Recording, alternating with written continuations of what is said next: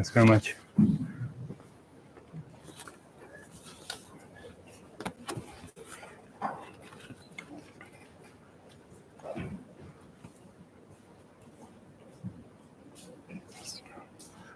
Assalamualaikum warahmatullahi wabarakatuh. Very good afternoon, dear friends and colleagues. I'm truly delighted and humbled even by the invitation given me to share some of my thoughts this afternoon before all of you. And I'm especially indebted by the presence of the rector just now, who has so kindly, amidst his very busy schedule, share his introductory thoughts to the conversation that we are about to have this afternoon.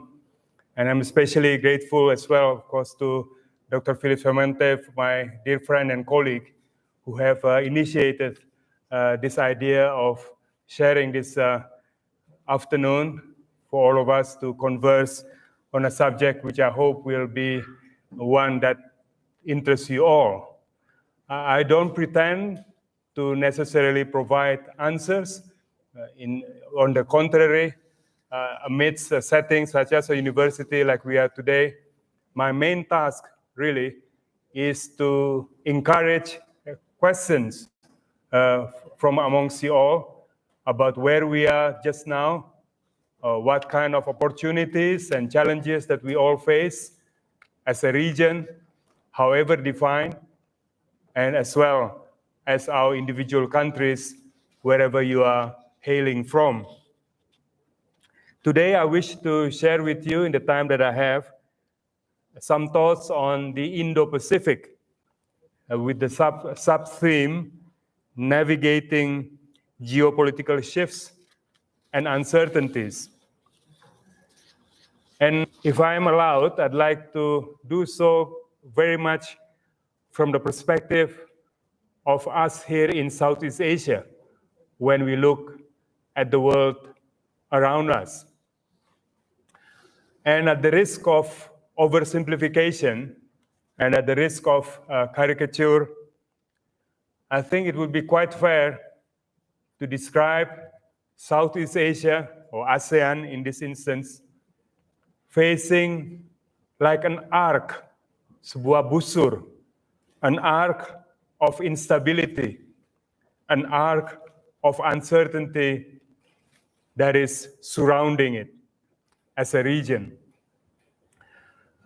Again, at the risk of oversimplification and just simply in a very cursory manner, if one was to imagine Southeast Asia looking outwards to our west, for instance, we see uncertain and increasingly competitive dynamic between China and India, two of the world's most populous nations, two of the most rapidly growing economies in the world that are now competing not only in their traditional land boundary disputes, but also even in the Indian Ocean as well.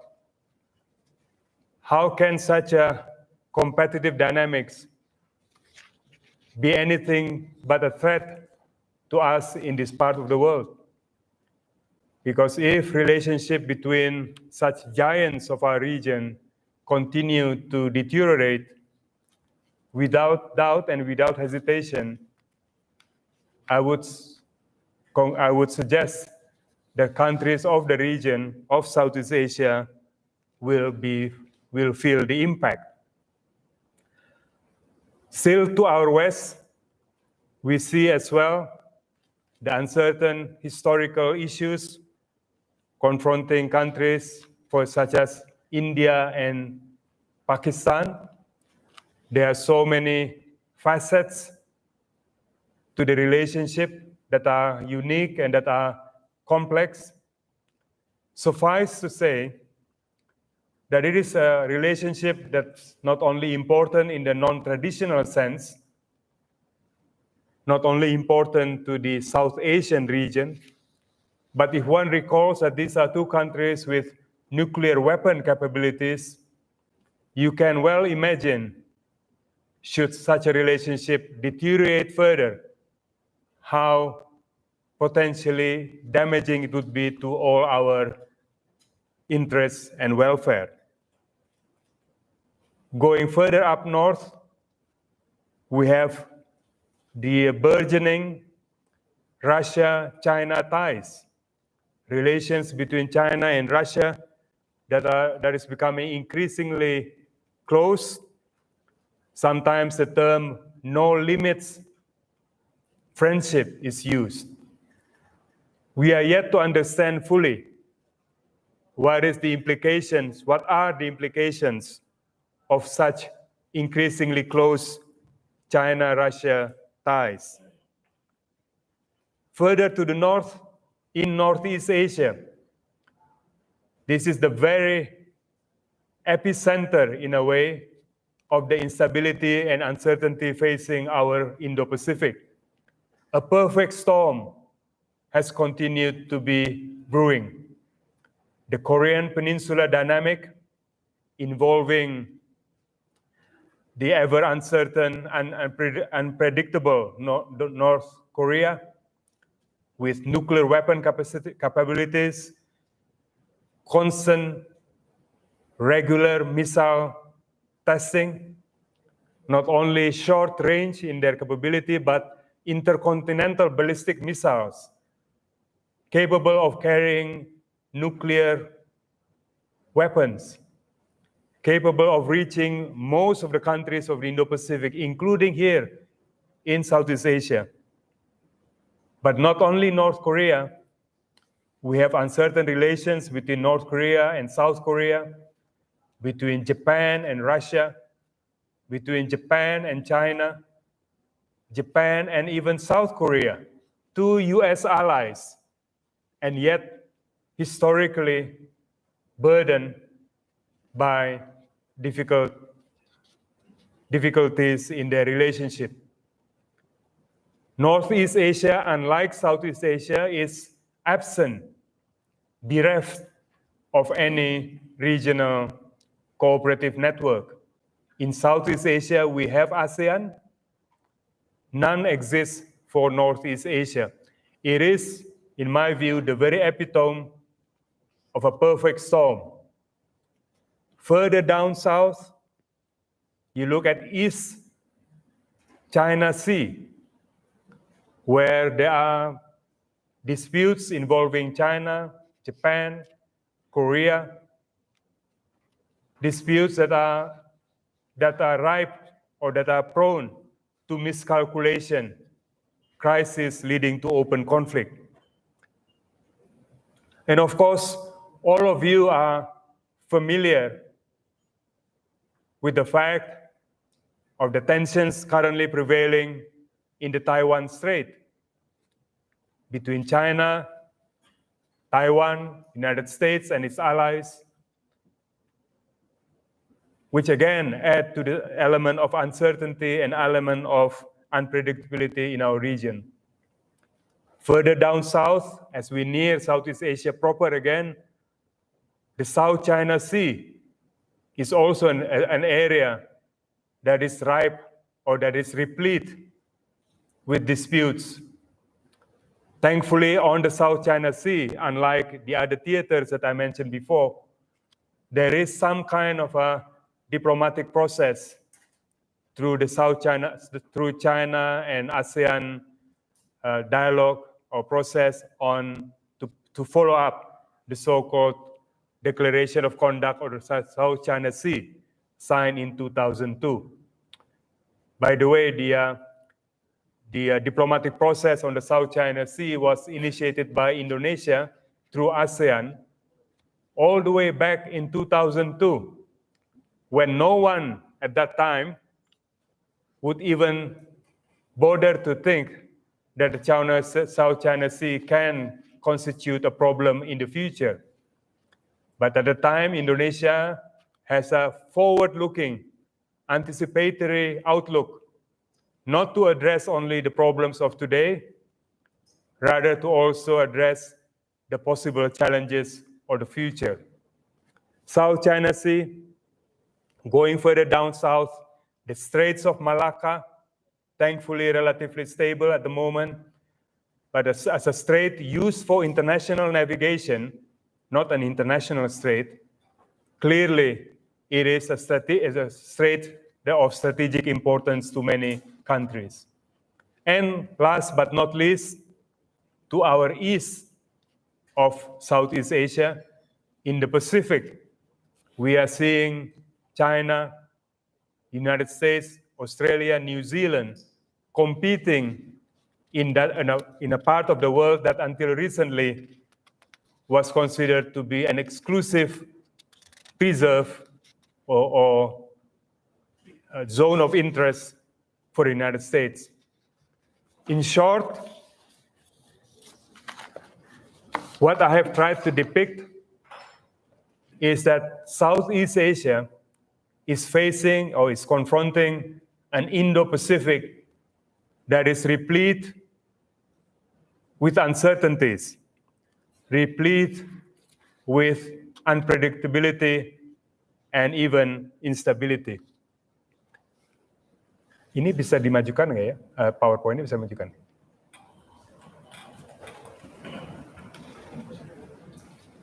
Two slide down.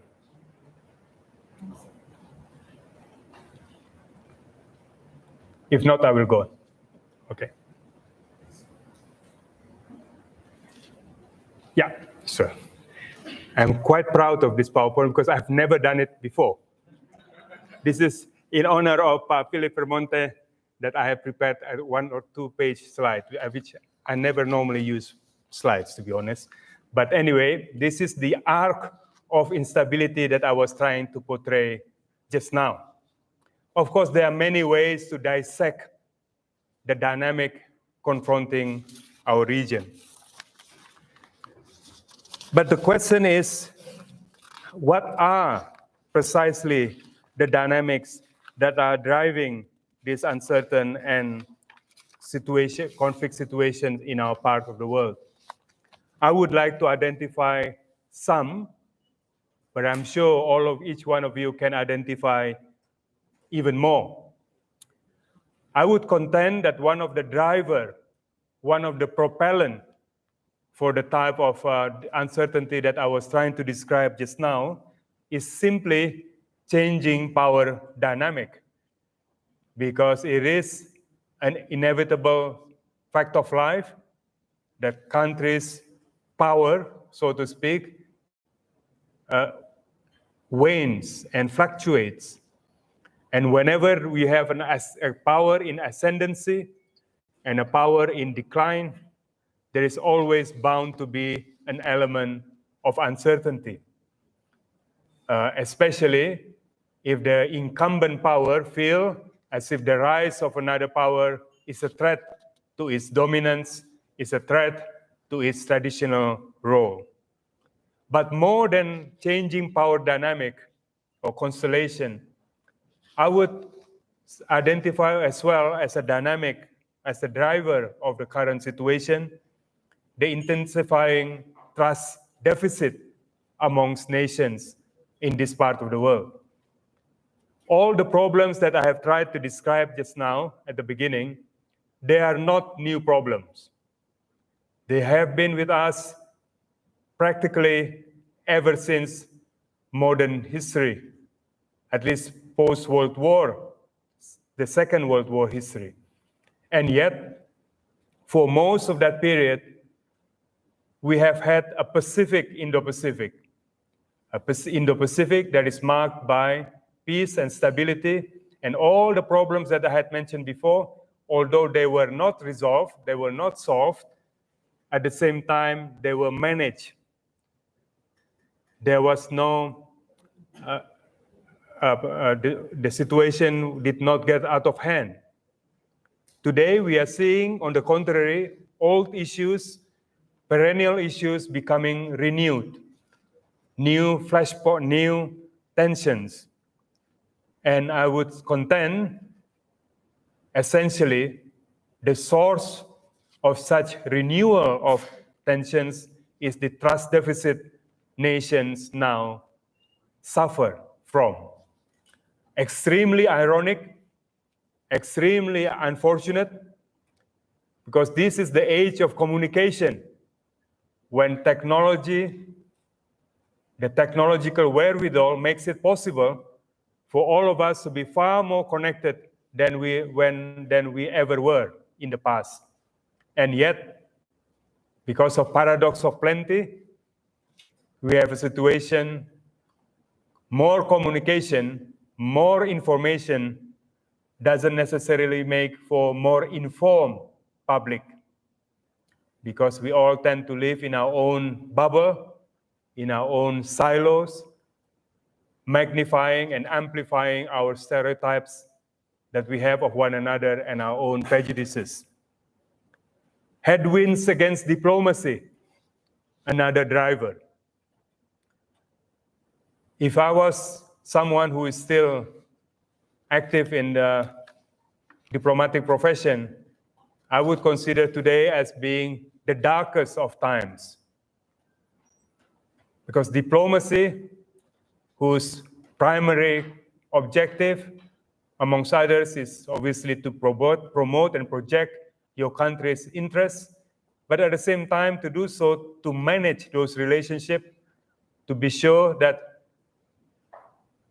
interests can be reconciled in a win-win manner. But instead, nowadays, we see headwinds against diplomacy. Diplomacy is being conducted through Twitter, through Instagram, through in public, in a way that is inimical, in a way which makes it almost impossible for agreements, for convergences of views to be made. Imagine now the situation in the Ukraine, the conflict, the invasion by Russia of Ukraine and the attendant consequences. All sides are speaking the language of war, of military solution. Is there anyone with the courage, with the conviction to stand up and to say enough is enough, and to find a peaceful diplomatic solution? Now, many of you probably come from countries or regions that have been afflicted by conflict years, decades long. But ultimately, these conflicts have to find political solution. The longer we delay, the more ordinary population suffer. Not the politicians, not the leaders, but the ordinary public, members of the public. So those who care must fight, must overcome these headwinds against diplomacy. Another driver is internally focused foreign policies. At a time when the world demands global leadership, at the times when the world demands statesmanship, leaders who are able to look at the broad picture, to recognize the responsibility that's on their shoulder.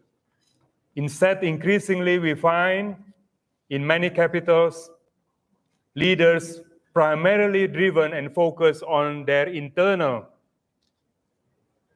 concerns and preoccupations. Foreign policy has become domesticated.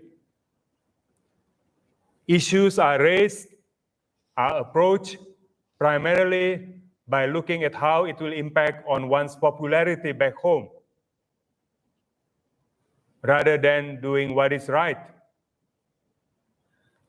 And I think in many instances, the convergence of domestic dynamic and international realities has been combustible. It makes it impossible in many instances for convergences of views to be reached. Two very quick other drivers or manifestation. One is an obvious one, how geopolitics is now being projected in basically all fields of life. no area, no domain is free from geopolitical projection of geopolitical dynamics, whether it be on the economy, on trade, on finance, on technology, on health, on climate change. Domain that we used to think as being having its own dynamic, its own rationale, is now being affected by the overall geopolitical conditions.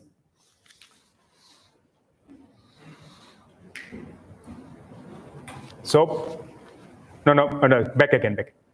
No, it's okay.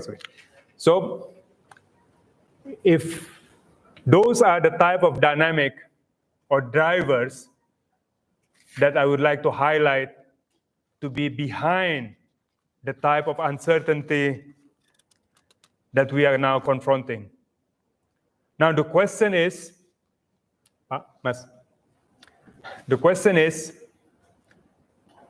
how can we proceed beyond expression of concern?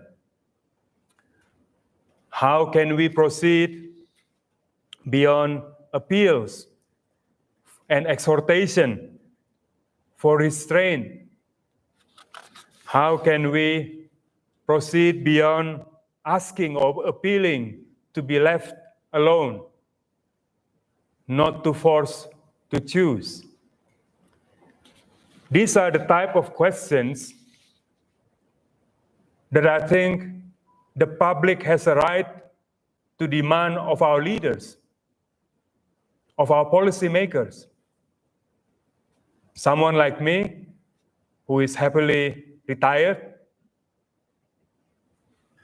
perhaps can simply do what I did just now, describe and slightly perhaps analyze the problems.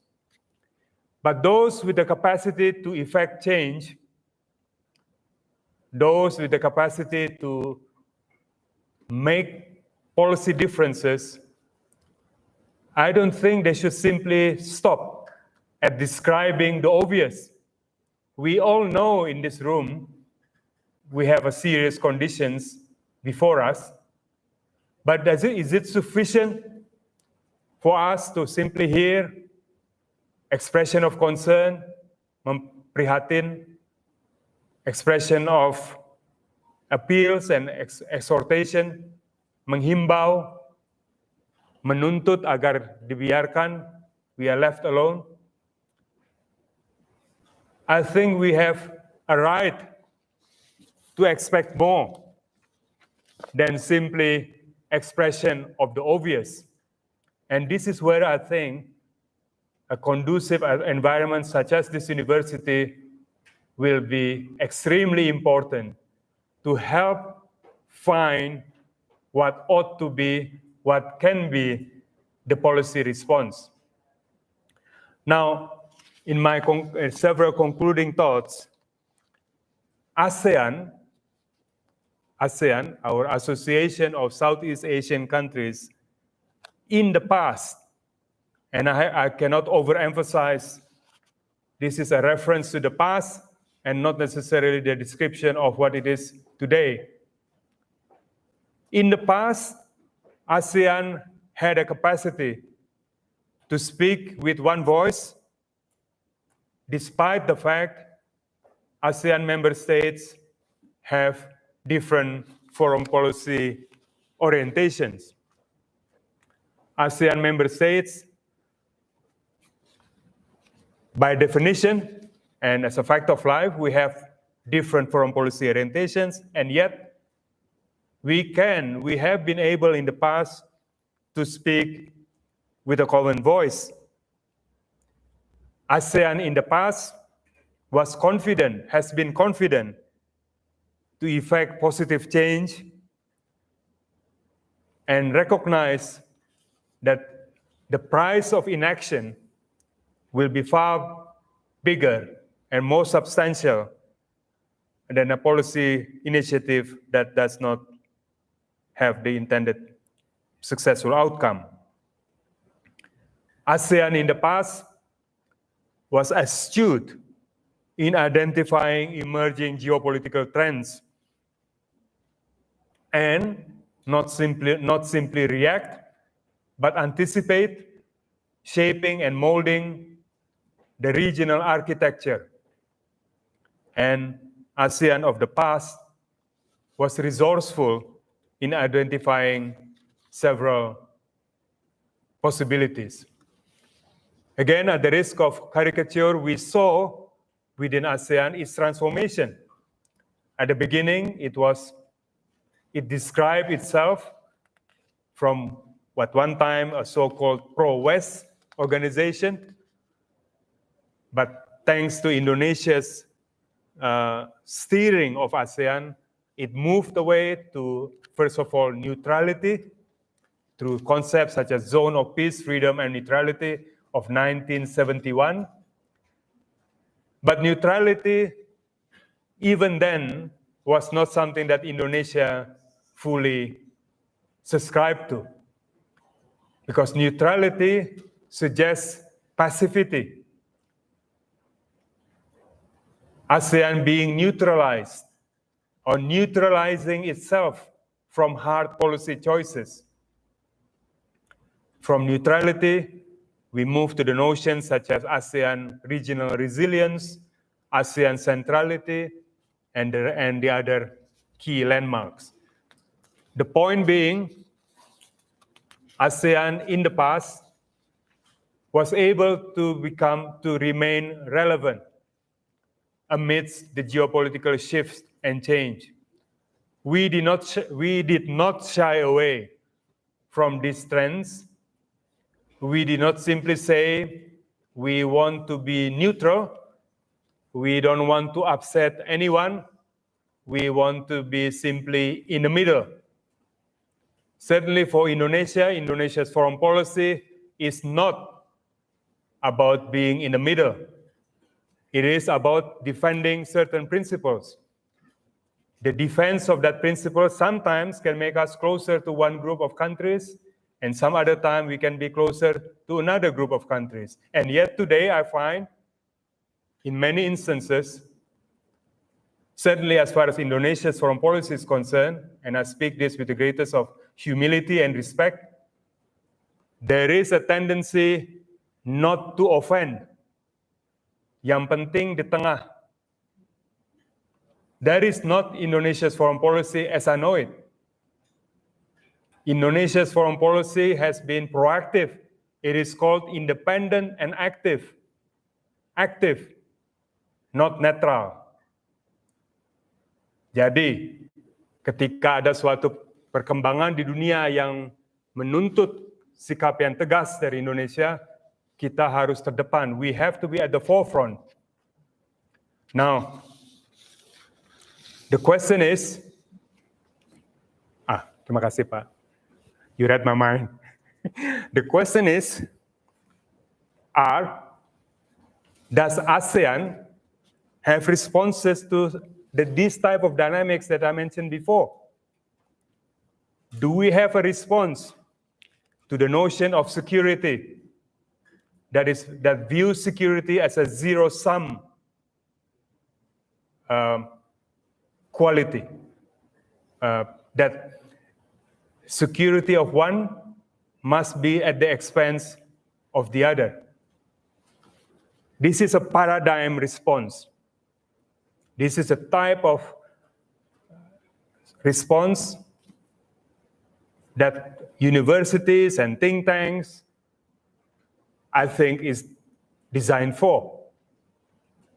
To come up with a fresh perspective, a new international relations paradigm perspective that recognizes in our world today,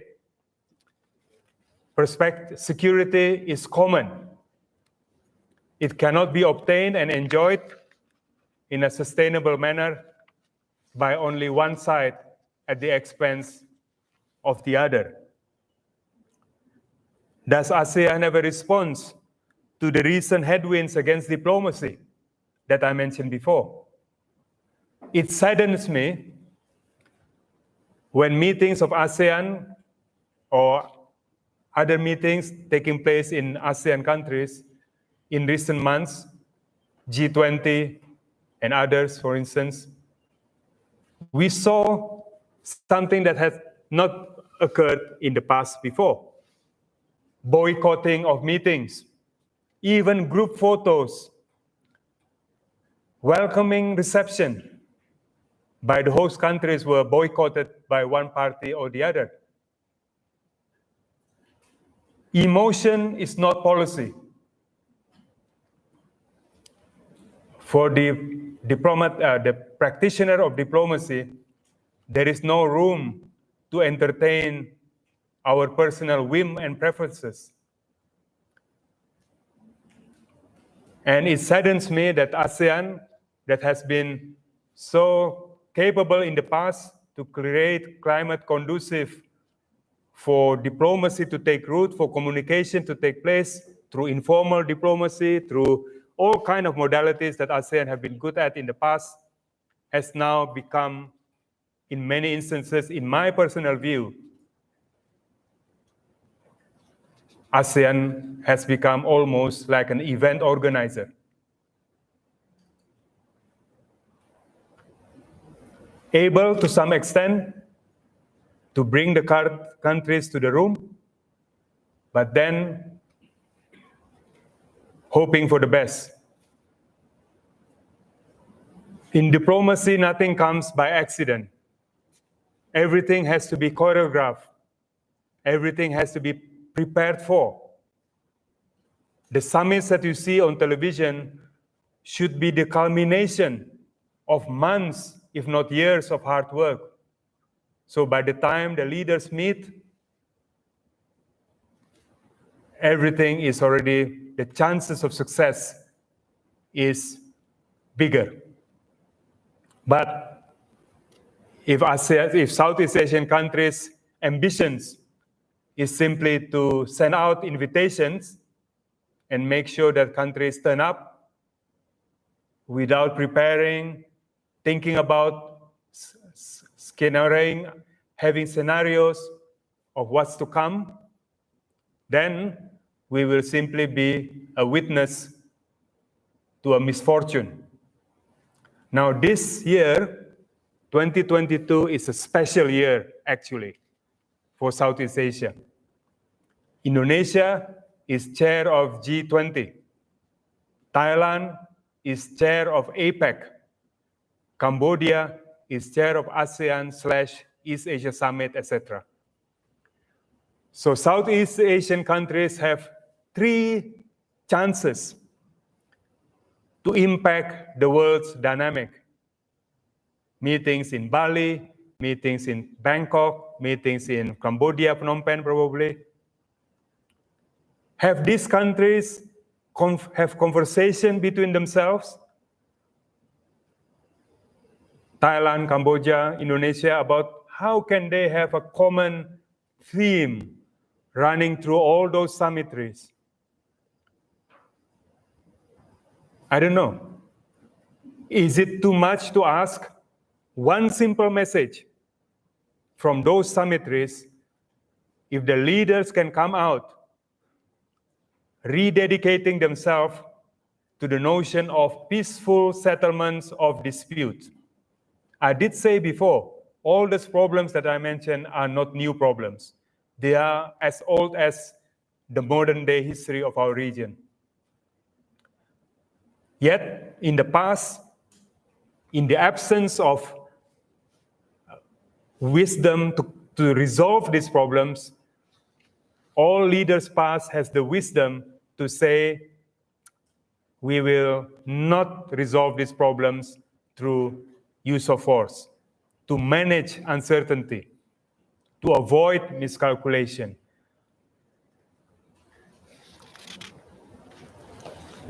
The other bullet points there just now was about transboundary issues, etc., etc.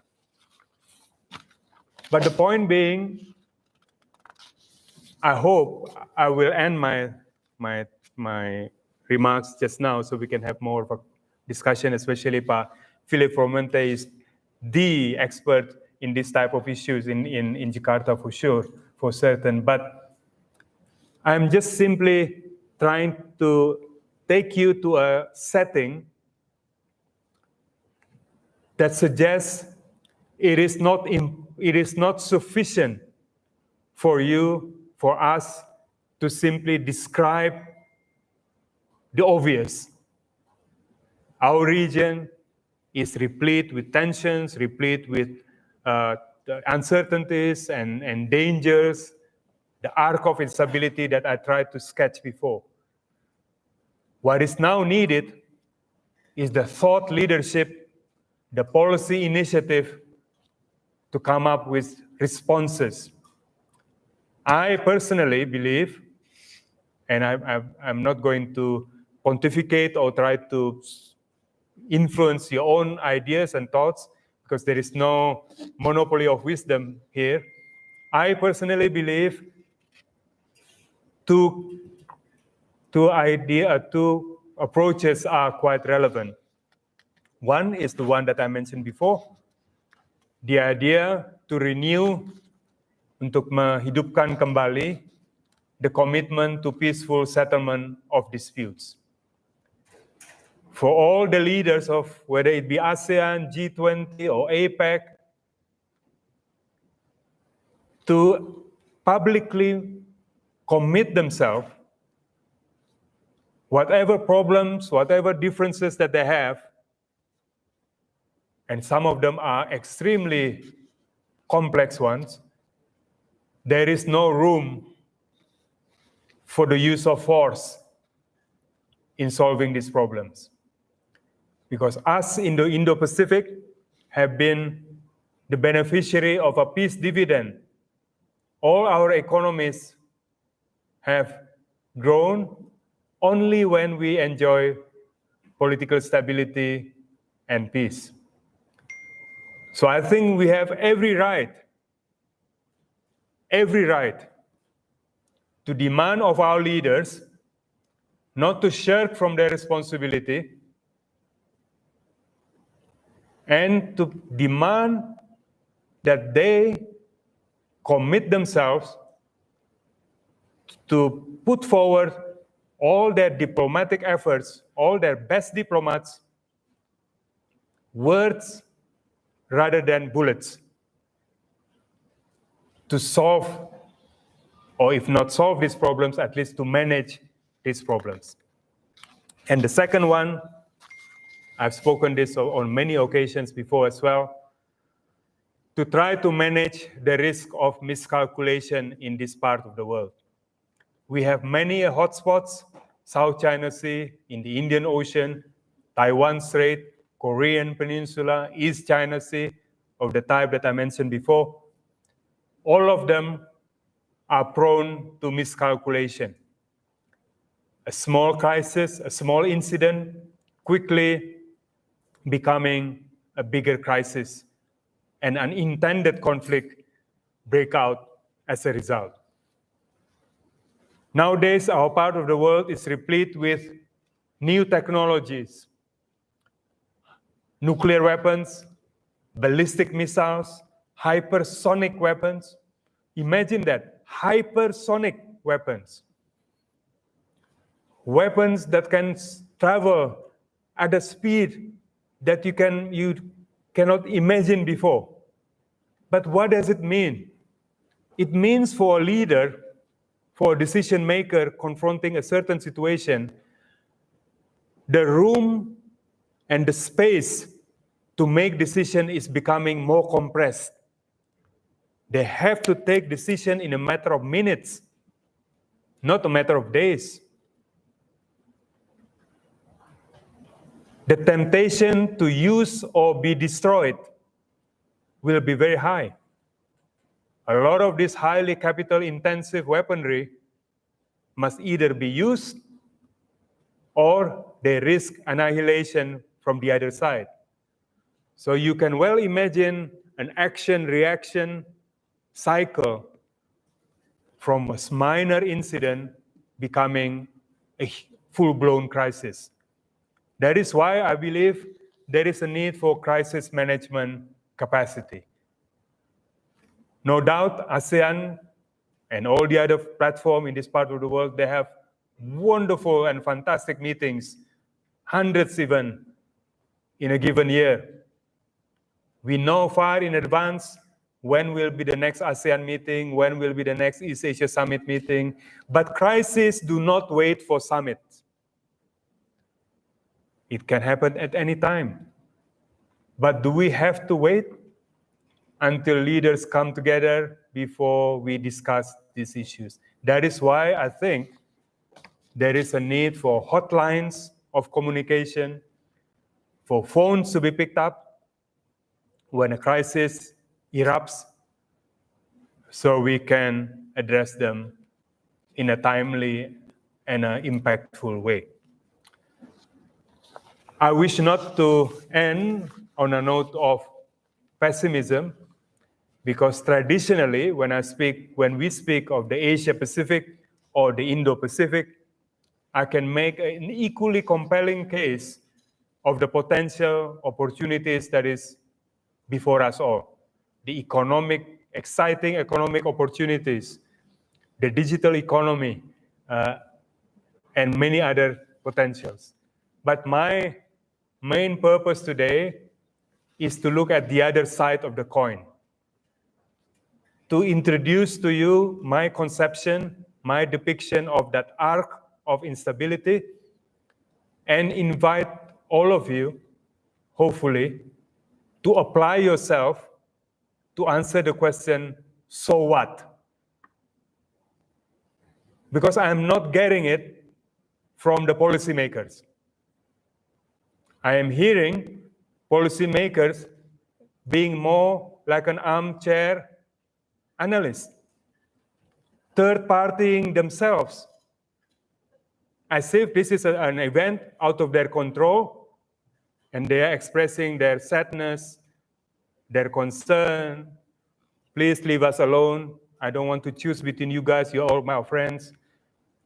But that is not leadership.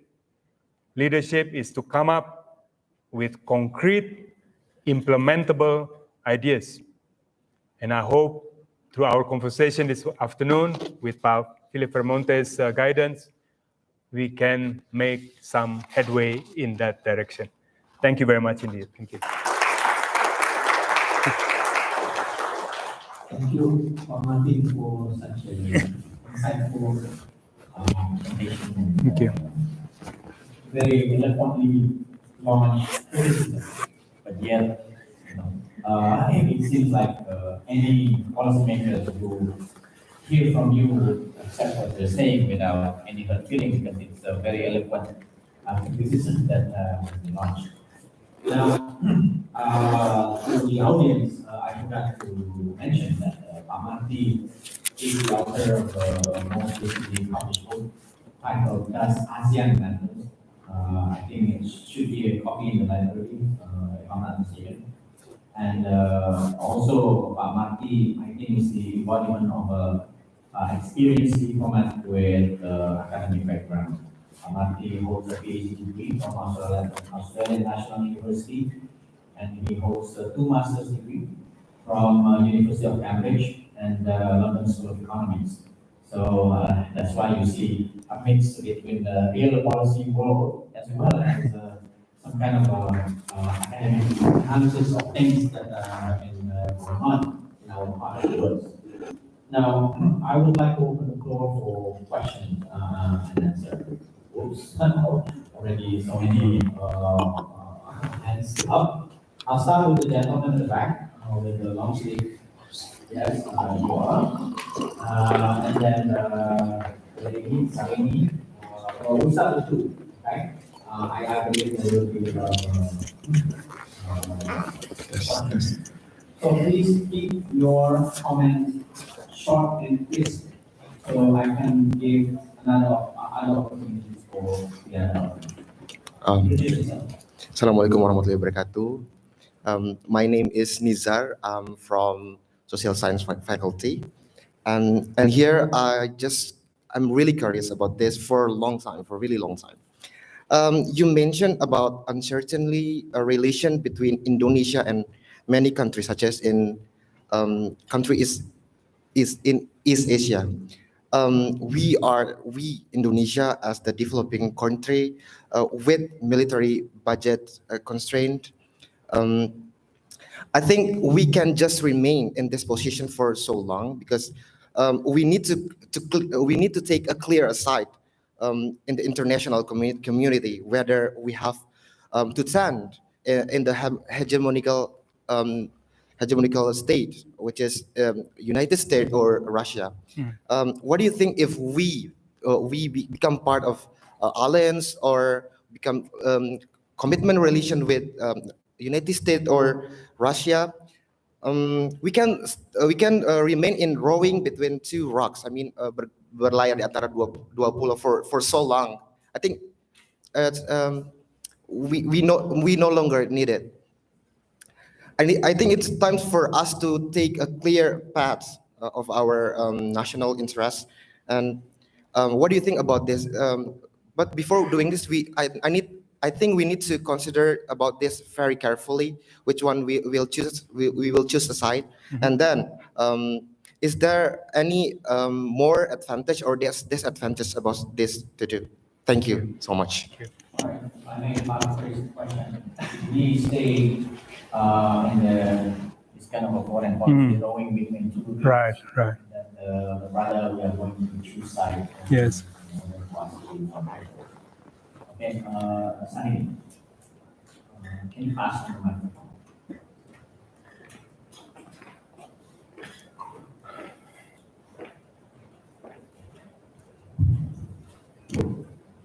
Assalamualaikum warahmatullahi wabarakatuh. Waalaikumsalam. My name is Sarinya. I'm from the Social Science Faculty.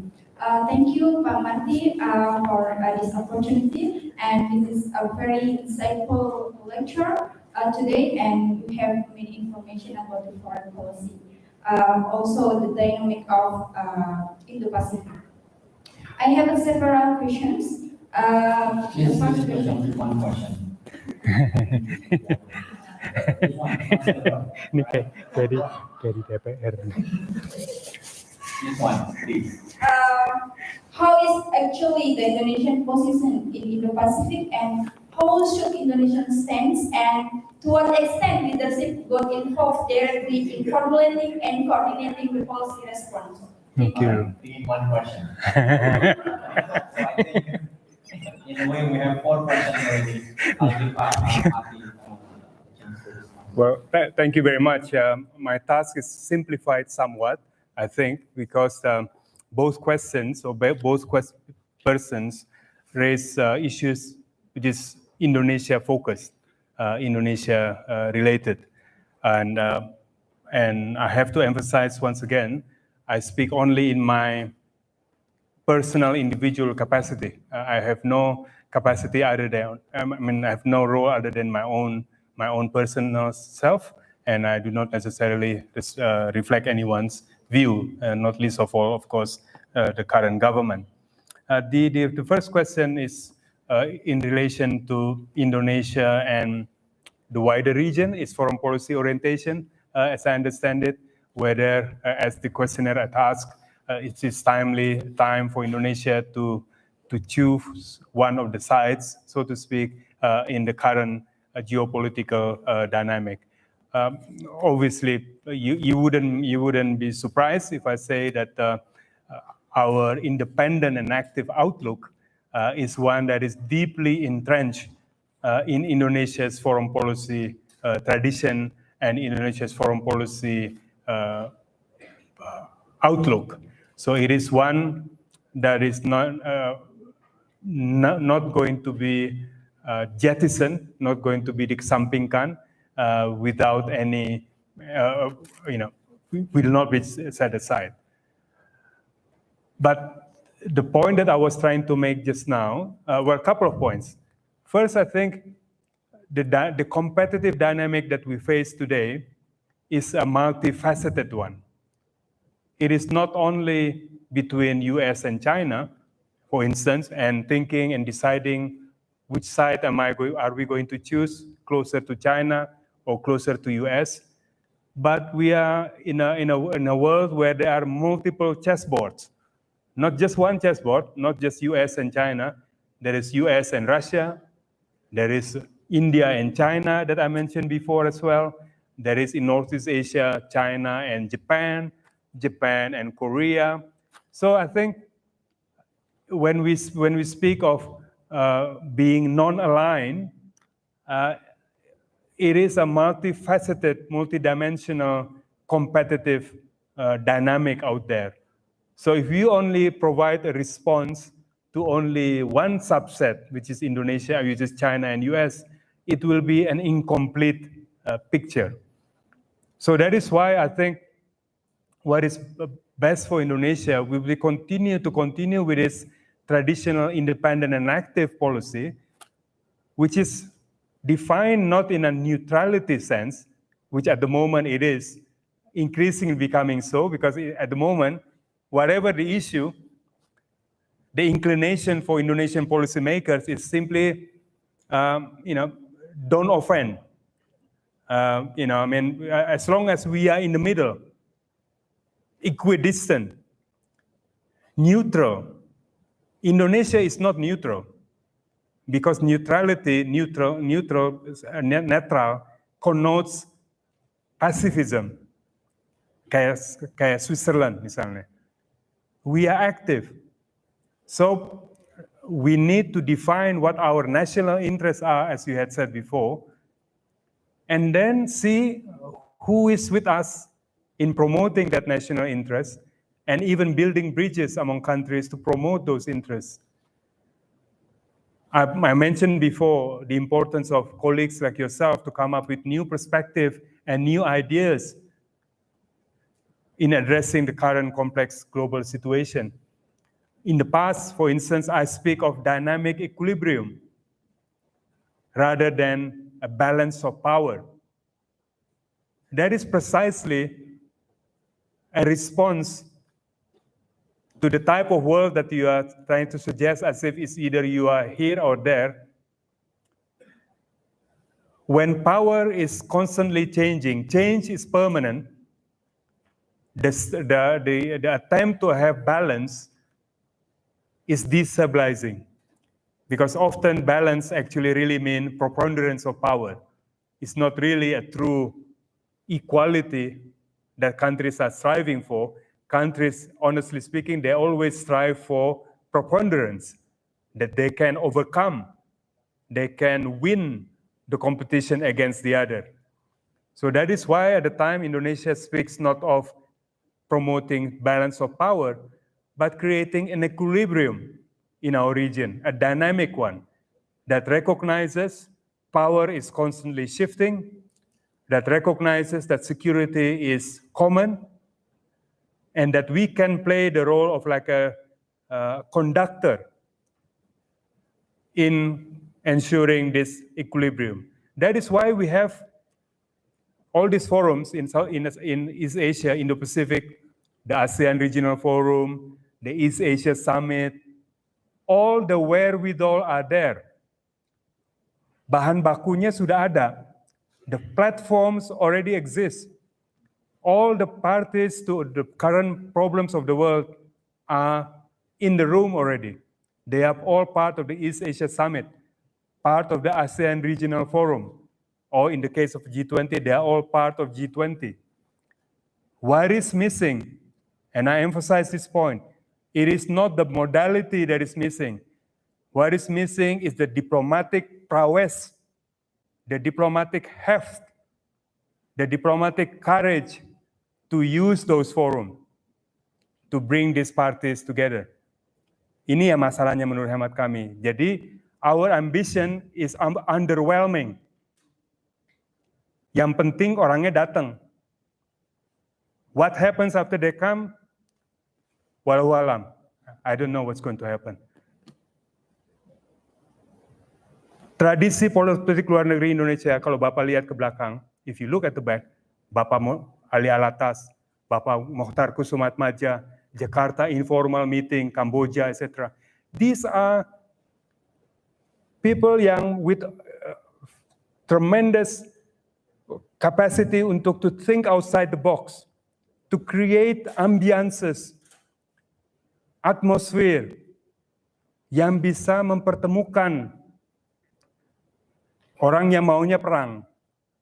Ini bukan melalui agenda, melalui talking points. Eventually it's about human relations. Meneduhkan.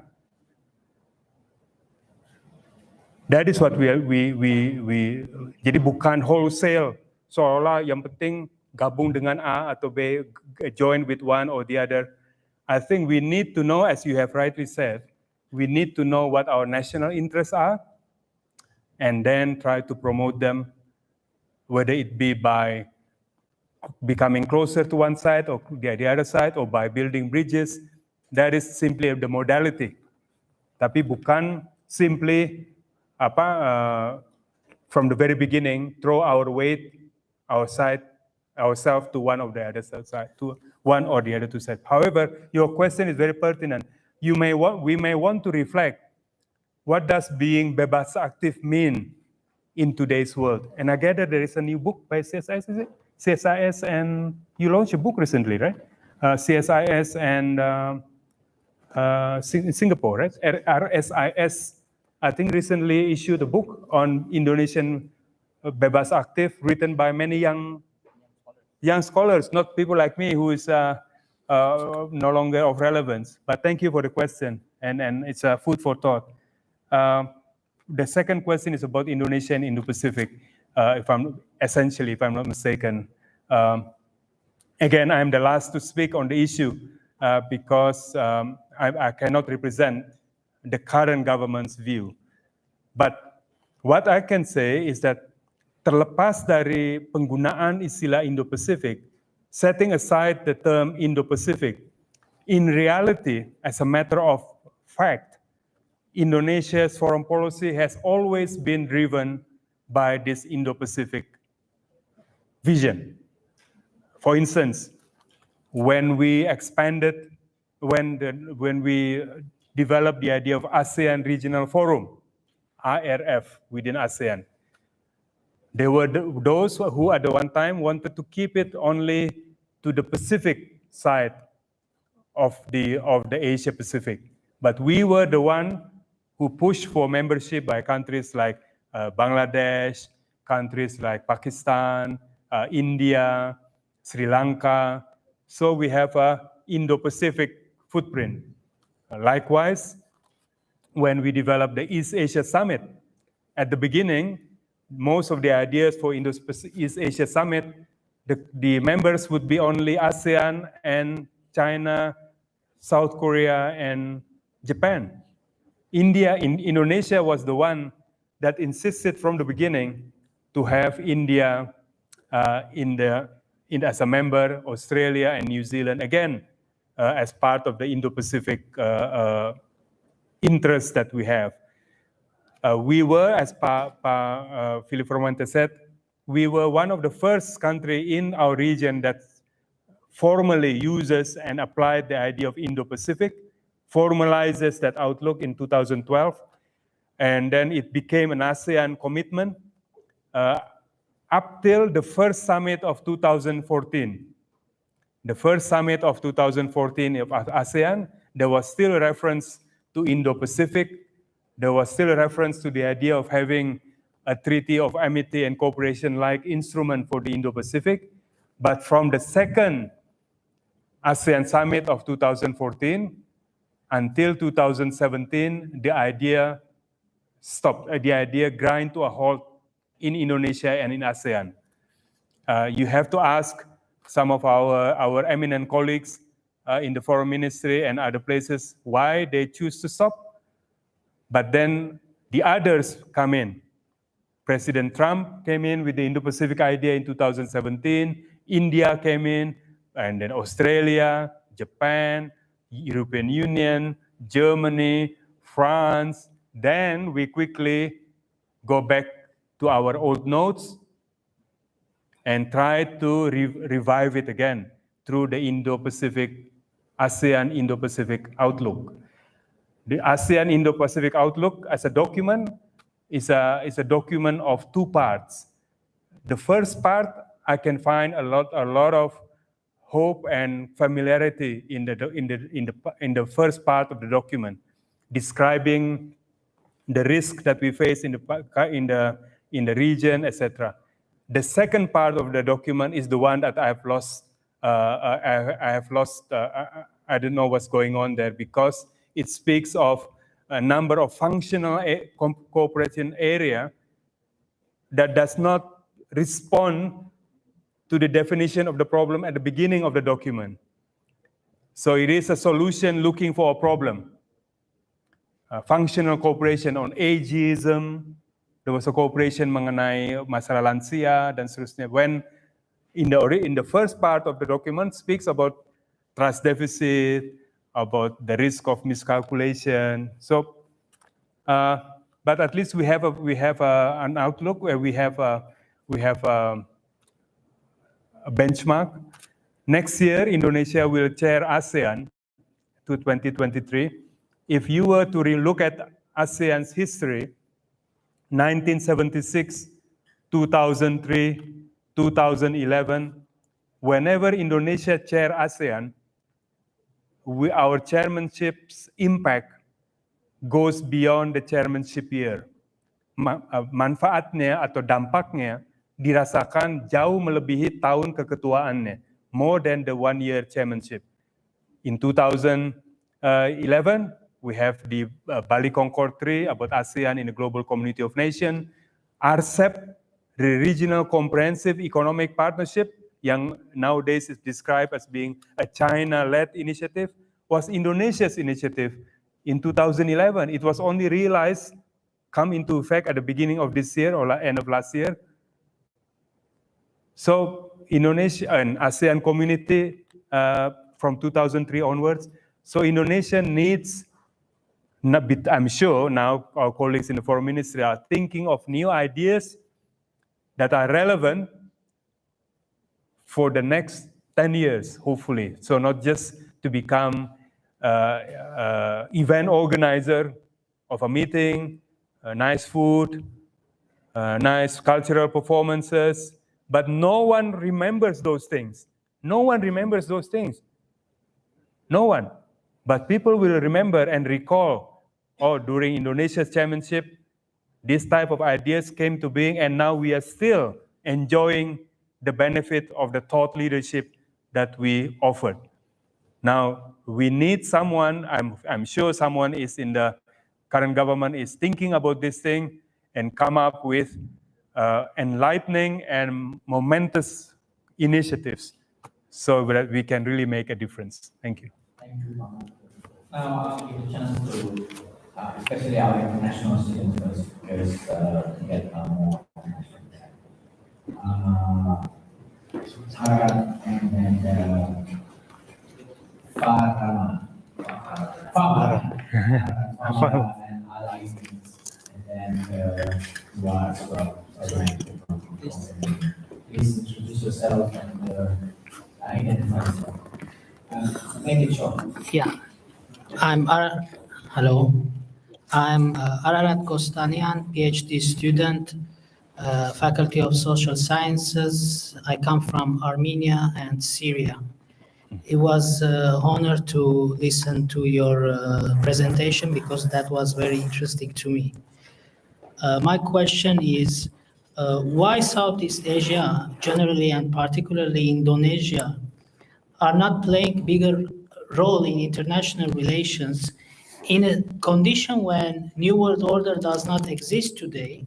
The Middle East is in constant wars and economic collapses. The Europe will face economic collapse soon. So I think out of uncertainty, there should be opportunity for this region to act and be more important in global policy, as long as there is no such territorial conflicts, ambitions, and plus the economy is growing, and at the same time they could gain out of the US and China competition. But that brings opportunity to shift the world economically or politically or culturally even to Southeast Asia and to Indonesia precisely. Thank you very much. Thank you, next, Muhammad.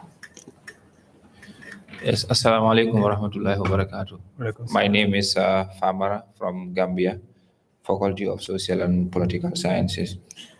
And thank you very much. This is an opportunity. Of course, the presentation is not about the explanation of the obvious, like you have said from the early on, but it's how would I call it? A different perspective as to what are some of the things that can be done in the Indo-Pacific.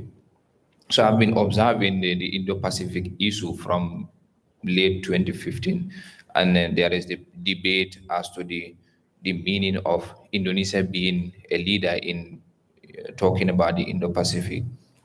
The issue, I've been hearing this, but I couldn't hear even a concrete meaning as to what it means. Of course, I have an idea as to what it means, but then what does it mean from the scholarly viewpoint, like yourself?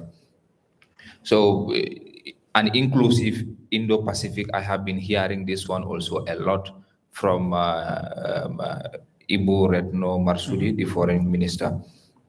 And you mentioned earlier the window of success is getting narrow, and the success of diplomacy is curated, but this takes years for it to have a profit or to benefit the people. So my question is, how those political active members play or influence Indonesia in pursuing an inclusive Indo-Pacific?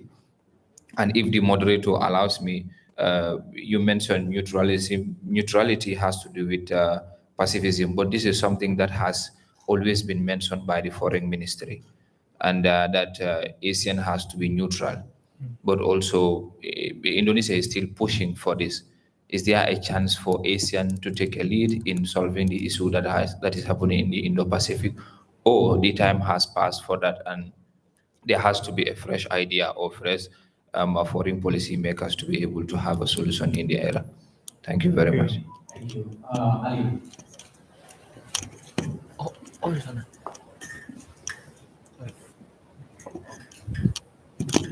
Thank you for giving me this opportunity. I'm trying to make it one question just.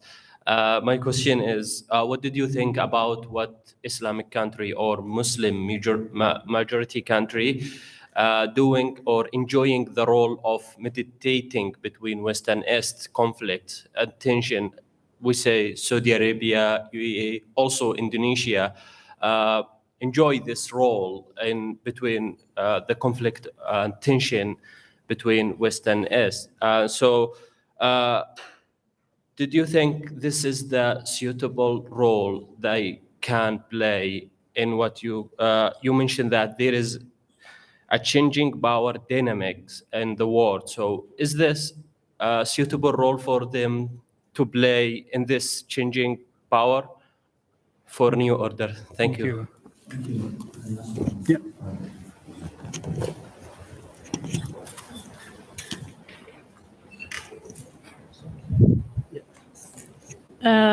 Thank you so much for your presentation. It was really good. But I have an important question that needs to be addressed. We all know things that... sorry. My name is Fatou Jite from the Faculty of Economics and Business from the Republic of the Gambia. And when you look at since the establishment of the ASEAN in 1967, we've known that the ASEAN has really contributed to the regional integration through its ASEAN way, and also the principle of non-interference, which has really helped the ASEAN region in terms of putting off the Cold War. But then one of the issues that is threatening the ASEAN has to do with the South China Sea, which is something that is creating dispute, even though it does not include all the ASEAN nations, but some of the nations are part of it. And this is one of the most complicated issue because still the ASEAN is unable to solve it. So as Indonesia, one of the largest countries, what is your role in terms of making sure that this dispute ends? And also, as part of the ASEAN countries, what are some of the ways that the ASEAN organization is doing to make sure that this dispute really settle and it doesn't lead to bigger harm? Thank you. Thank you. Thank you very much. Thank you. And before I respond to those questions, I must register my deep appreciation by the wealth of knowledge and interest that each one of you have demonstrated by your question. To me, it's almost irrelevant what I'm going to say to respond, but what I am most pleased about is how each one of you have such a tremendous interest and keen interest and knowledge on matters to do with Indonesia and our region. I wish I can be, well, not I wish, I commit myself to do likewise to your own respective regions, even more so that we can better understand one another better as well. On our first colleague's first question on Southeast Asia's role, the impression that you get that we are, as a region collectively, or Indonesia, we are not as present externally as we could be, and seeing in the challenges that we have now an opportunity actually for ASEAN to assert or to earn its centrality. I really share and understand that perception, that perspective, because each and every one of us as ASEAN member states, our primary interest right from the beginning has always been to consolidate our internal respective countries' internal dynamics, to nurture our regional cooperation before we have the confidence and the comfort level to extend and to expand our horizon, so to speak. In ASEAN, there's always of perspective. Some are less ambitious, for want of a better term, than others. Some emphasizes our limitations, how ASEAN is actually relatively insignificant compared to others. Others sees opportunity in the way that you have. Now, Indonesia have sought in the past to encourage the rest of the ASEAN member states to be more engaging with the rest of the world, to be more relevant. First of all, in our own region, because of course, you can't have a pretense to have a global role while your own internal regional conditions are in disarray. That's why our focus was on the development of the so-called ASEAN community between 2003 and 2015.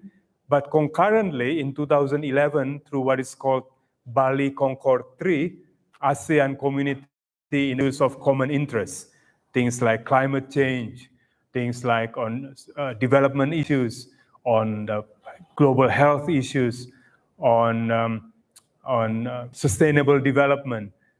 So it took a great deal of hand-holding, it took a great deal of encouragement, and the addressing of self-doubts for ASEAN, for Indonesia to take ASEAN to that type of mindset. But it is a process, it's not an event.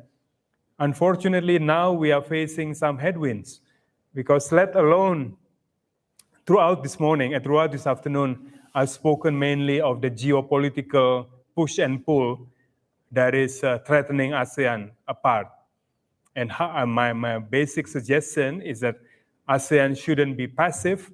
Instead, it should be proactive, shaping and molding, zeroing in on the notion of, for instance, peaceful settlement of disputes.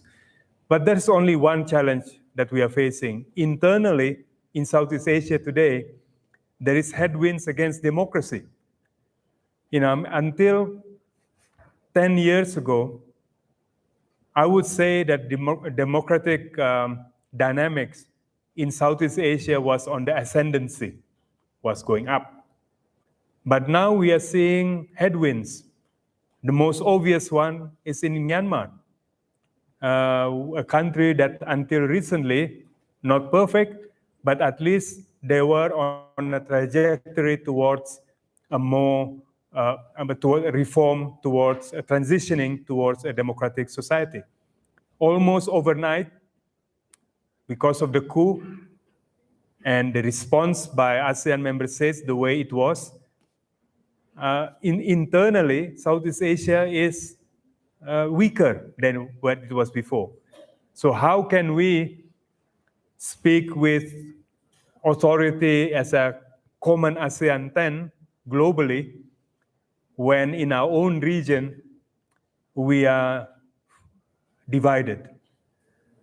This is, I think, the cost of neglect over the recent years. Because in recent years, as I mentioned before, foreign policies tend to be domestically driven. It tends to be transactionalist. It tends to be mercantilist. What's in it for us? Foreign policy must bring immediate material benefit. There is no room for discussion on strengthening democratic governance. And as a result, we see a country like Myanmar and some of our Southeast Asian neighbors, democracy under attack. And now the cost of that neglect is far bigger than would have otherwise be the case.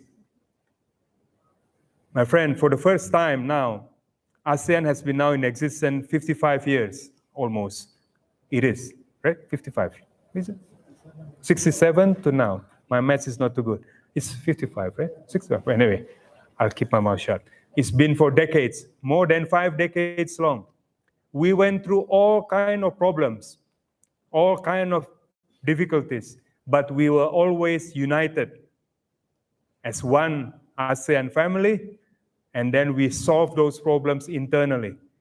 Today, we have ASEAN 9, an empty seat, because Myanmar junta, quite rightly, they are not invited to ASEAN summits, so there is empty seat.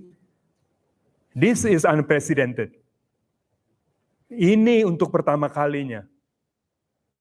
Karena banyak sekarang bilang orang ini untuk pertama kali kita hebat. Tapi ini untuk pertama kalinya, this is the first time that Indonesia is watching, witnessing an ASEAN that is coming apart, yang terpecah belah.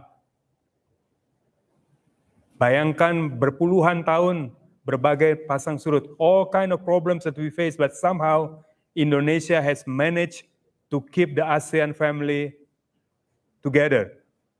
We debate, we pressure one another, we use hard words, but we remain united. Now, we are where we are. This is the type of ASEAN that Indonesia will be inheriting in 2 months' time. So, it is a test case for ASEAN, Indonesia's diplomats, not to achieve, but to repair. Boro-boro untuk membuat lebih hebat. Just take us back to where we were. That is the minimum, the most fundamental objective at the moment. Jadi jangan bicara tentang yang jauh-jauh dulu. No need to talk about too great an ambition. Repair the ASEAN home, an ASEAN that is democratic, an ASEAN that respects human rights, that condemns people being shot at as something that is not acceptable for us. The second question about bebas aktif, I should, to our colleague, yes, we should have those who are more familiar with the notion should have explained a little bit. Bebas aktif literally means independent and active foreign policy.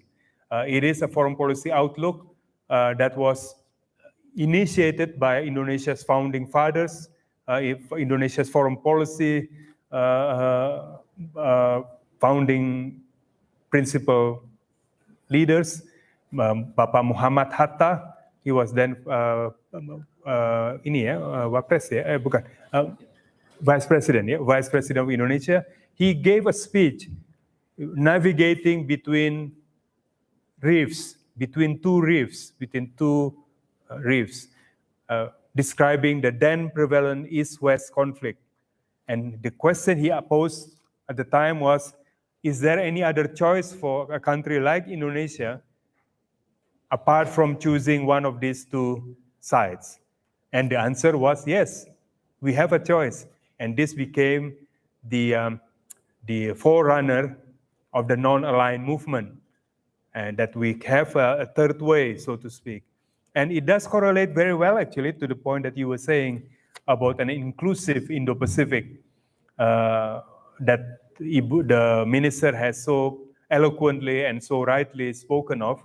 Yes, we wish to have an Indo-Pacific that is inclusive, and that the way the Indonesian government has described. And what I have been trying to say is that actually the wherewithal, the modality is all there. There is no need to reinvent the wheel. We have the ASEAN Regional Forum, the ASEAN itself, ASEAN processes, ASEAN Dialogue Partner, East Asia Summit, APEC, G20, ASEM. All the paraphernalia modalities are there. So what is needed is for those modalities to be activated, to be put into effect. So for instance, just to give an instance, when a crisis erupts in Indo-Pacific, recently there was a crisis between China and India on the border, or between India and Pakistan, there was some incidences. There was forums such as the ASEAN Regional Forum or the East Asia Summit. Were they invoked? Were they deployed? Were they utilized to address these issues in a timely way? Unfortunately, in most cases, they weren't, because those issues in the end were managed at other capitals, in Moscow, in Beijing.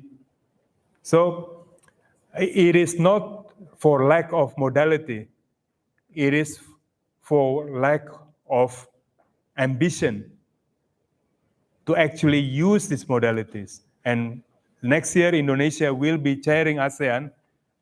This will be a test case whether we can actually enliven and breathe life, give life to this already existing inclusive forum, or whether this forum will become increasingly sidelined.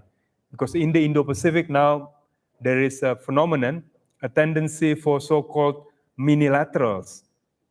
Rather than having an all-inclusive forum, you have processes such as AUKUS, Australia, UK, one more, UK, United States. There is Quad, meaning India, Japan, US, and Australia. Of course, there is China and Russia's relationship. So it is becoming increasingly dissected. There is talk of NATO expanding its horizon onto the Indo-Pacific, bringing the type of divisive dynamic common in NATO, in Europe, to our part of the world. This is the cost of inaction. If we let the forum that we already have to become decayed, to become undermined, then other forum will proliferate. Our last question from our colleague, yes, you have described well the ASEAN's management of the South China Sea dynamic. I do recall many years back now, into the early 2000s, late 1990s, early 2000s, when I was a young foreign ministry official, when Indonesia first took the idea of discussing the South China Sea dynamic in Southeast Asia amongst ASEAN, most countries laughed at us. You are being busybody. There is no problem here, because at the time we just resolved or managed the Cambodian conflict. They accused Indonesia of being a busybody, looking for new mission. But we were thinking into the future. We know that this is a potential for conflict. There is unresolved territorial disputes.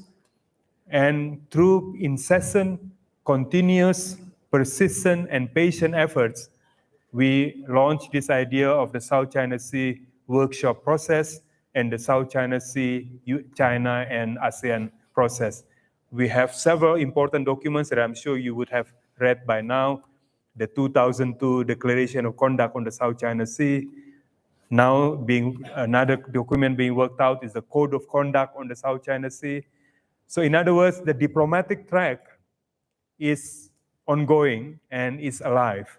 However, and this is a major however, the risk is that this diplomatic track is becoming irrelevant because at the same time, the facts on the ground, the facts at sea is developing far faster than the diplomatic process.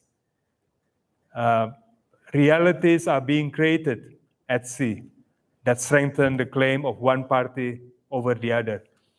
So Indonesia will be called upon to add further momentum to the process to be sure that this potential hotspots, well, it is a hotspot, potential conflict situation can continue to be managed.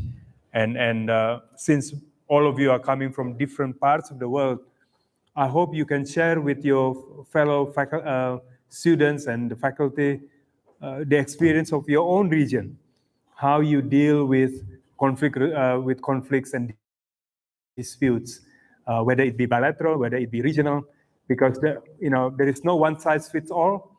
Every situation is unique, but it is relevant and important for us to draw lessons learned from one another's experience. Thank you. There's one question about the Islamic. Yeah. Oh, yeah. Oh, yes. How to relocate? Yes, of course. How did I? Yes. Yes. I'm sorry, my friend. I'm sorry. Yes. Actually, if I was, it is such a big issue type of thing, isn't it? I mean, because you can dissect the world in many ways and form. So-called East-West during the Cold War era. And now it's more West, Russia. Then there is China, US. So there are different constellations, different parties that are competing with one another. And even in the so-called Muslim majority countries, probably most conveniently represented by the OIC, the Organization of Islamic Conference, or what? It used to be something, became something.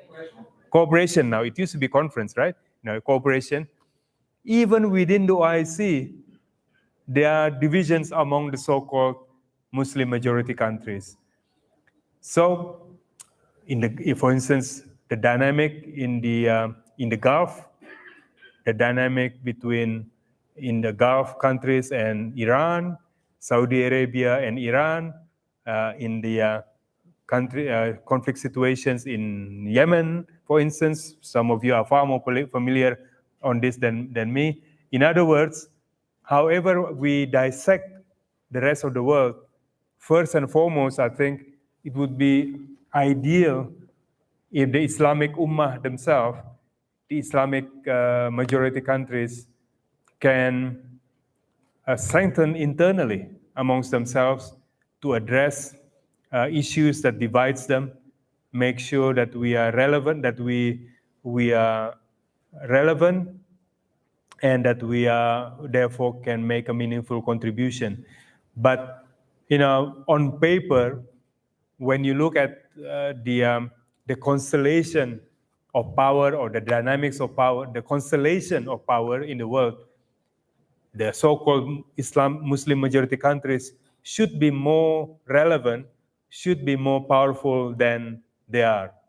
But when you look at the dynamics of power, rather than simply constellation of power, dynamics means you look at the intent, you look at the push and pull, then you realize actually the so-called Islamic countries or Muslim populated majority countries are punching below their weight. And there has to be an honest appraisal by them why it is that they are not playing a role as they should be. Maybe a lot of the answers lies within, amongst the Islamic Ummah themselves, because unfortunately, divisions amongst us tend to be more frequent than not. Yeah. Thank you. Thank you, Pak Marty. We have Indonesian students asking questions, international students asking questions. We only have about 10 minutes left. I'd like to give the opportunity to a faculty member now. One, and one from the back. Maybe the one at the very back, Angelo, and then you with the blue shirt. Keep it very short because we only have 10 minutes left.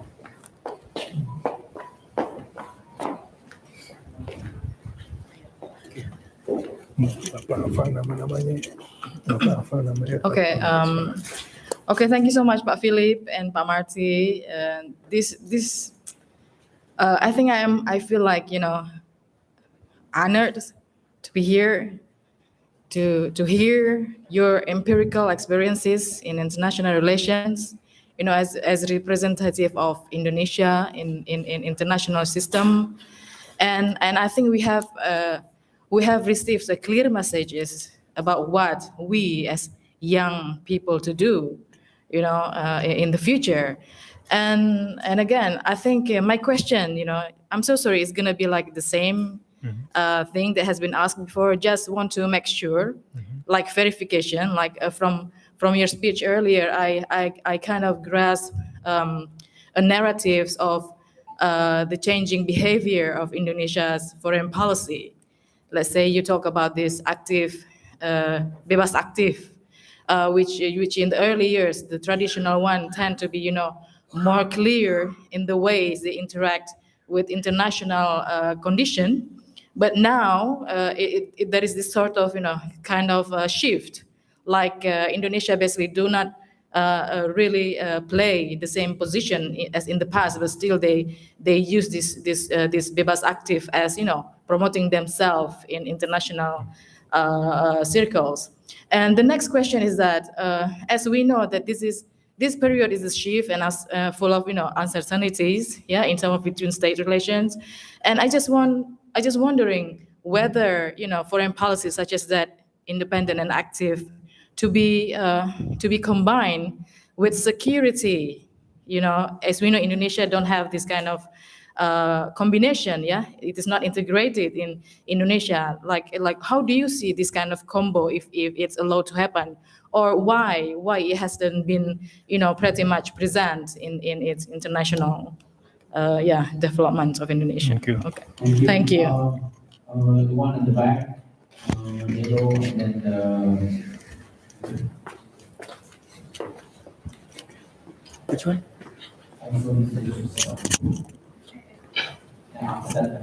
Okay. Yeah, Majalo after.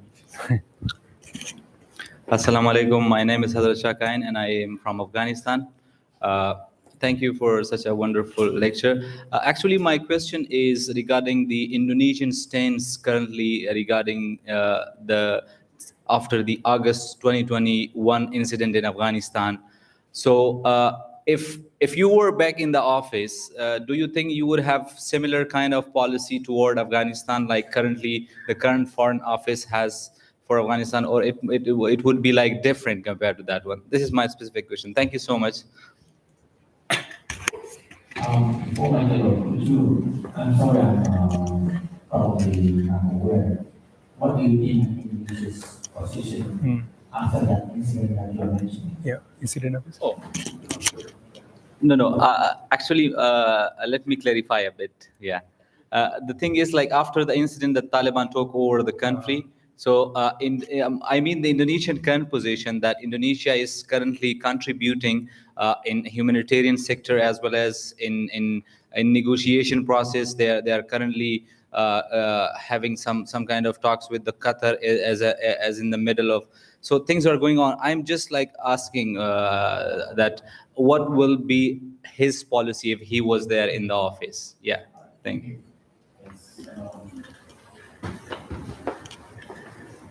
Hello, good afternoon. I am Marcelo from Faculty of Social Sciences. I'm from the Philippines. So my question is technically about the characteristic of ASEAN as an international organization. Would it benefit the region, the Indo-Pacific region in particular, if they will adopt a European Union-like agency, like imposing regional policies? At least, right? European Union is not a perfect regional bloc, but at least they have a canine tooth, right, in imposing regional policies. They have one currency, like the states in Europe are kind of borderless in nature. So would it help the ASEAN if they will use the European Union as a blueprint per regional concerns as imposed? Thanks. Okay. Well, thank you very much. I'll begin with the last question. Actually, when ASEAN began the process of a so-called ASEAN community building in 2003, we looked at many other examples in other parts of the world, whether it be the African Union, the European Union in South America, and then those became important and significant inputs on how we would ourselves proceed. Certainly at the time, there was a recognition that to remain as an association, a loose association of sovereign member states, it would not suffice. It would not be sufficient for ASEAN to simply stand still while the world is changing all around it, to remain as it was. The status quo was not an option. But at the same time, having looked at the European project, especially the considerable role of so-called Brussels play in many aspects of European member states' life, we came to the recognition that for ASEAN, it would be too ambitious, for want of a better term, to strike or to aim for a union. Rather, we strike for a community. We realize that ASEAN is not meant to be a supranational organization. It is not an organization over and above the ASEAN member states, but it is at the same time a community. And this is how, at the time, we felt better reflect better meet our interests and inclinations. But at the same time, I wouldn't be too preoccupied with the term whether it's a union or whether it's a community.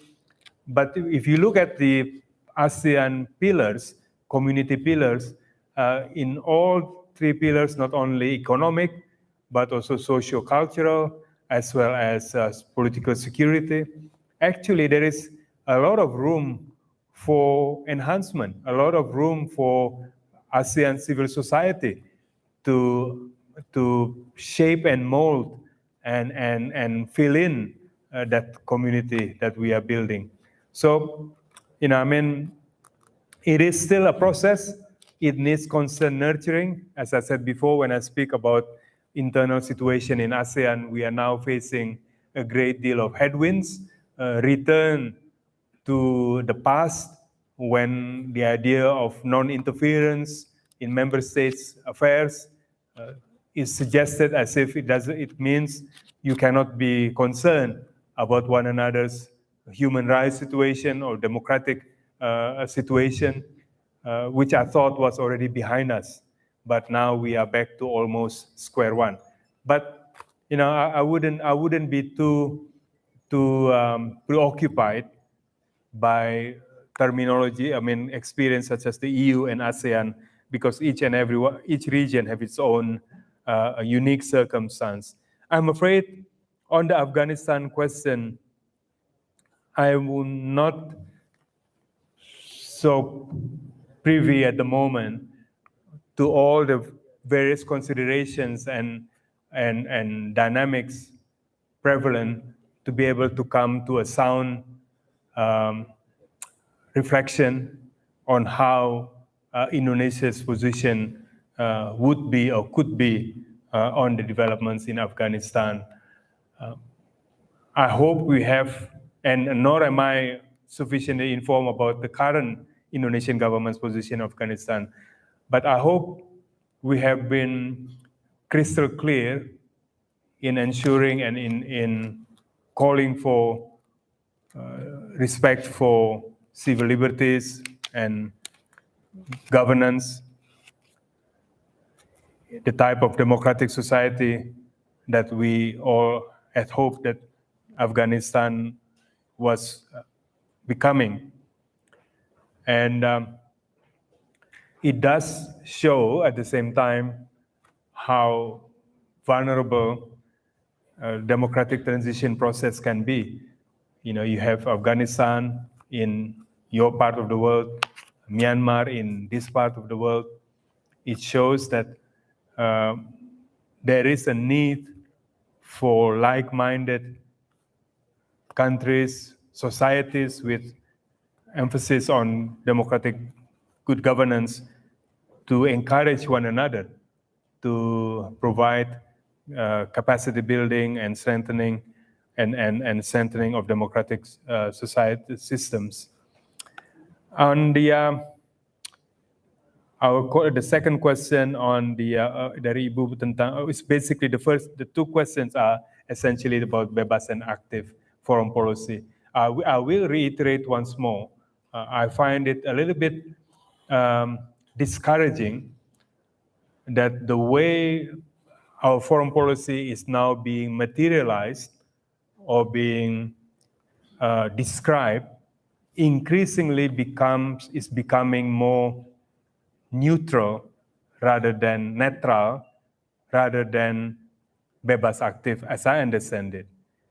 Because there is a tendency, as I said before, to maintain equidistance, yang penting di tengah, between contending parties. There is often case the injection of material economic considerations in how we take our position that are more immediate and transactional in nature. That seems to, I mean, has always been the case. But the Ministry of Foreign Affairs has always been provide like the framework or like a filter to ensure that immediate contemporary material interest is set against our worldview and our more broader interests. This is the balance, the fight, the input, the professional advice that we always have had to make internally within Indonesia itself, so that we realize our interests extend beyond certain immediate interests, tapi lebih jangka, lebih panjang. On the manifestation on security, obviously, is very real and important because, especially nowadays, the notion of security is so broad. It is not only military, traditional, but human security in terms of public health, climate, the environment, existential threat to our security. And I think your question is important because then we need to pose the question to ourselves. When we speak of this type of issues, non-traditional security, against what are we independent from? And what are we being active for? Jadi bukan hanya mengenai alignment, geopolitical alignment. So when you speak about good governance. What does being independent and active mean for good governance issues on the environment, on public health, on sustainable development issues? The irony of the issue, Ibu, adalah there was a time when Indonesia speaks of having 1 million friends and 0 enemy. And we were ridiculed, and some ridiculed that concept to say, oh, it means we are weak.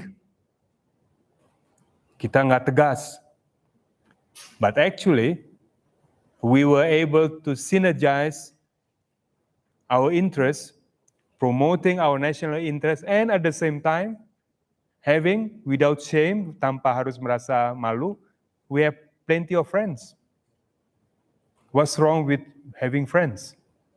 One friend, one enemy is one too many. But you cannot have enough of friends. But we do so in a way that does not compromise our principles. On many issues around the world, I personally, as a PR in New York, I remember many occasions when Indonesia stood up and voted on our own on issues on Afghanistan, on issues on Iraq, on Iran. Karena, and we offend many. But we have the wherewithal to make the case, diplomatic case, mengapa, why we are that way. And they understand. It's okay, you can disagree without being disagreeable. Bisa berbeda pandangan tanpa harus membuat orang jadi nggak enak. So that's how I feel.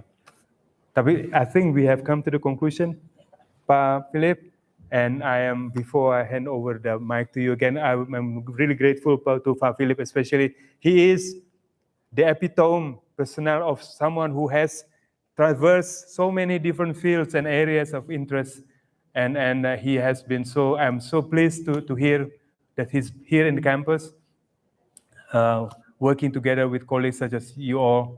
And I'm very grateful, Pak Philip, for your kind invitation. And to all of you, especially not only Indonesian scholars, but also from many parts of the world, thank you for your interest on the subject matter. I hope I have not put you to sleep after your lunch. And I hope that this is the beginning of more interactions to come. Terima kasih banyak. I will not be able to summarize because each interaction that we found and all of us here. But if I may highlight one thing that for the students, being a thought leader is very important. Because ideas center in foreign policy. Absolutely. Sometimes foreign policy is coming from ideas, and then that's possible. I believe you will be a thought leader in the future when you return, and you will remember this public lecture by Pak Marty that inspired you and myself. That somehow we, as an academic community, and then probably some of you coming from different backgrounds, when you return to your home country and you are Indonesian, you become thought leader in your community. This is one of the days that you will remember. Thank you, Pak Marty. Thank you very much indeed. Thank you. Please Terima kasih banyak, Pak Philip. Yes, enjoy saya. Senang. Okay.